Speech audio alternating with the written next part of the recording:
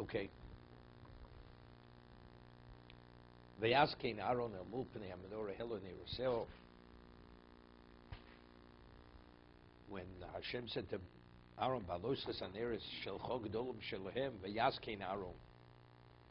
Aaron did exactly as he was told. El mul pnei hamenorah helo neiroseo. Kashetziva Hashem es Moshe, as Hashem has kept commanded Moshe. So here Rashi cites the Sifri, famous question. V'yaskein Aaron lahagid shvocho shel Aaron shloshino.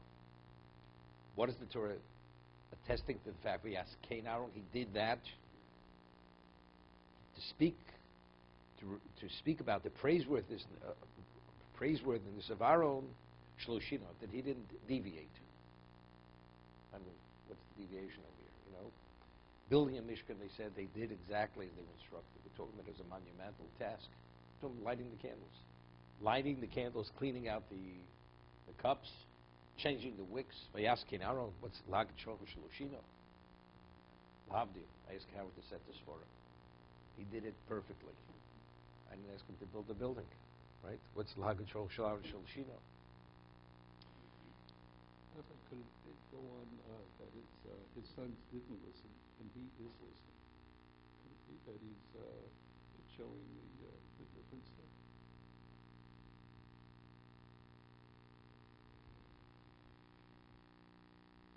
Between lighting the menorah. I think it's connected. Okay.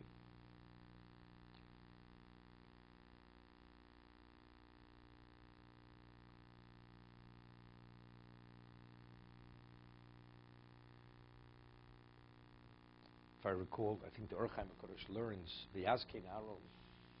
Now, it says Aaron was shokol connected to Yisrael. Aaron also had almost an unlimited level of humility. Not quite. Moshe Rabbeinu, Oyev Shalom, Rodiv Shalom, Oyev Shalom, Rodiv Shalom.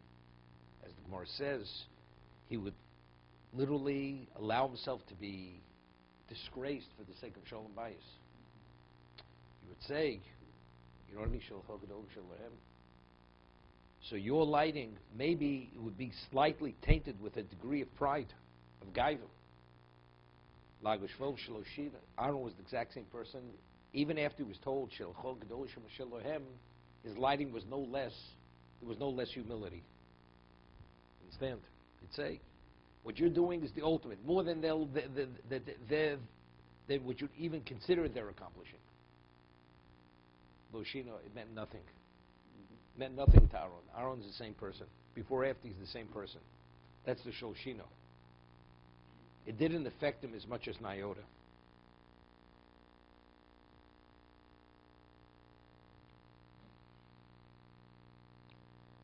This is the makeup of the menorah. Was Miksha Zov, was made of one piece of gold. Ad Yerecha, the base, Pircha, its flowers, Mikshei. Kamara Shehera Hashem es Moshe. The vision which Hashem had shown Moshe, that's how the menorah was made. Zemasa menorah. Shira HaKadosh Baruch Hu be'etzbal, fish niskash bo lekach nema v'zeh.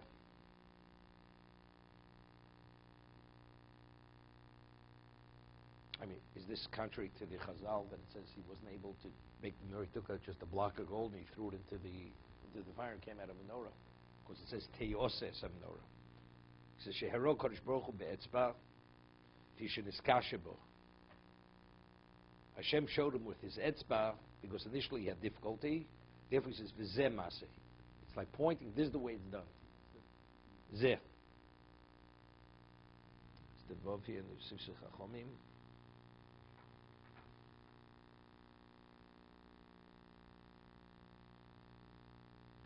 Seemingly, this is not according to the Chazal that it's Teoseh, right? Because it would be Teoseh.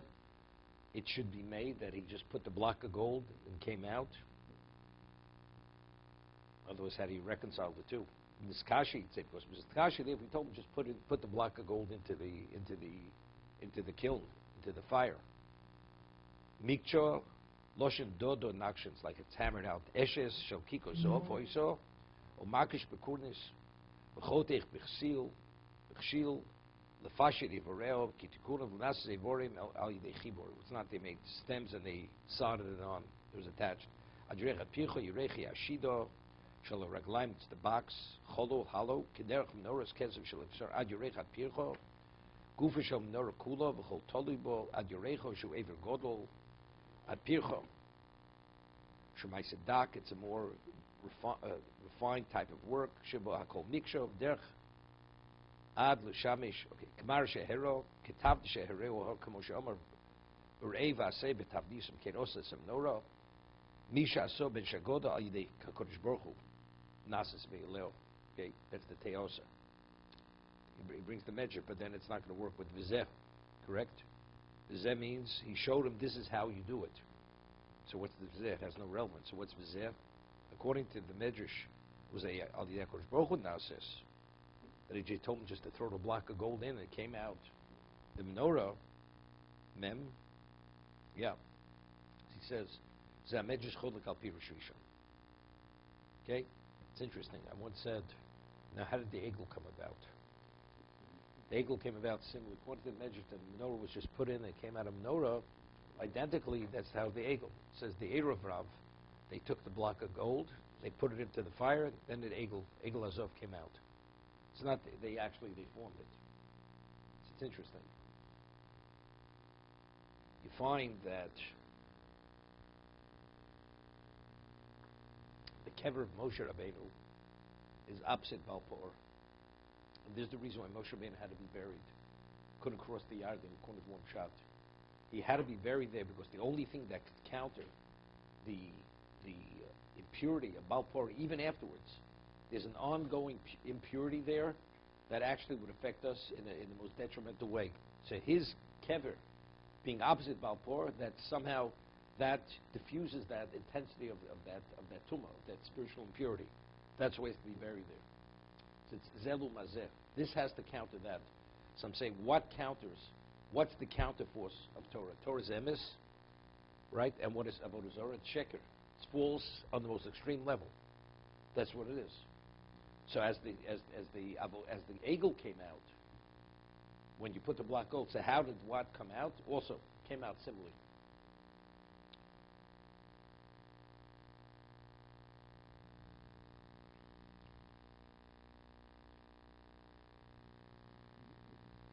One said, what was so difficult?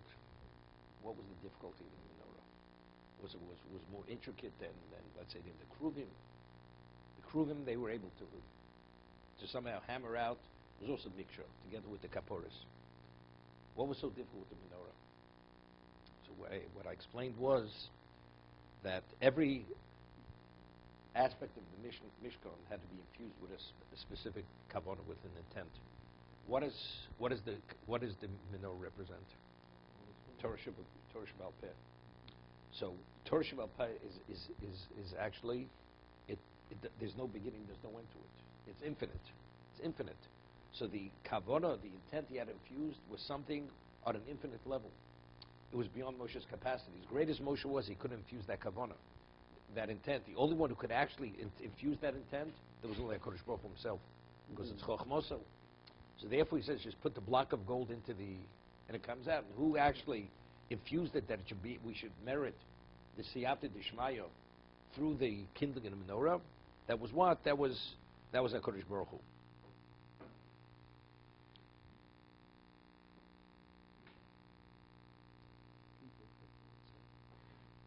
Just want to mention something over here.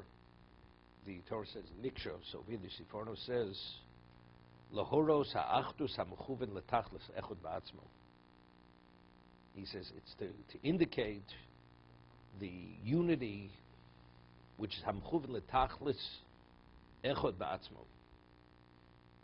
See, by the korbanos, when it says it has to be tomim, cannot have a blemish, has to be whole, complete. And over there, the Siforno goes and makes a point that you could have an animal which is lean and barely has any value, and it has no mum, it qualifies as a korban. And you could have a large animal, meaty animal, laden with flesh. If it has a blemish, although it's fit for a king, And the king would choose that over this lean animal.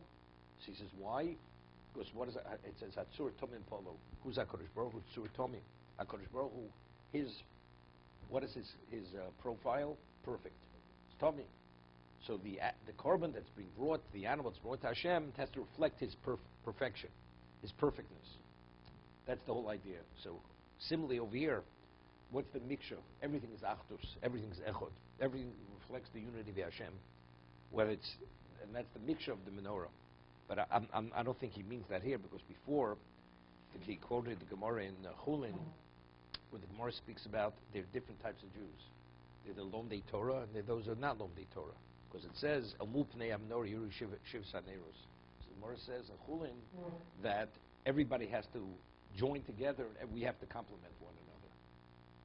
Okay, there's the leaves and the fruits. You need the leaves. Without the leaves, you can't have the fruits, because one protects the other. So similarly, that's what he means. Lahoros ha'achdus ha'mechuven l'tachlis echad ba'atzmo. To indicate the achdus ha'mechuven, the unity means the unity of Klal Yisrael. In regard to bring about things, this is like, the Yisachar Zvulun, it's that kind of idea. There's the Lomdei Torah and there's the Machzikei Torah. Those who learn, those who support the Torah. Okay, to be continued. That's ultimately to do the will of Hashem. That's the tachlis, that we should be unified to be able to do the will of Hashem. That's mixture. That's what the mixture indicates. That's the achdus. The eagle was made the same way as the menorah, so did it have a similar intent? No. Just the opposite. It was the negative, the impure. It was the impurity. You need this to counter that impurity. The only thing that can counter that impurity is the purest level of Torah. If we move this parsha close to Achronos, so in other words, Aaron didn't change even after the death of his two sons. So that would say he followed exactly without any. But it has nothing to do with the menorah. No, that the Torah actions. speaks. But what are we saying in the menorah? That should have been said. We're speaking about Avodah Yom Kippurim. Over there, it speaks about after his sons died. He speaks about he has to fish in Yom Kippur. Right, I hear it. So is this parsha right next to Shmini? Right? I mean, when is this taking place? If it takes place right after the death of his two sons, then you can see he's still pure. He's still not. But it says Vayidom. It said he already was pure by remaining silent. Right. I think it just puts it after the death of his two sons. But it says it already establishes purity. It says Vayidom. It says he remained silent. Yeah.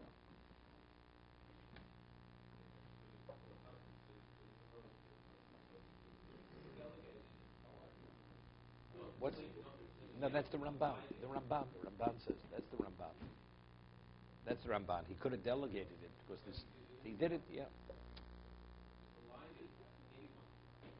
Any Kohen. No, any Kohen. Only Avodah Yom Kippurim is limited to himself. Only the Kohen Gadol is qualified. Everything worked out with the house. Good. Everything was last minute thing.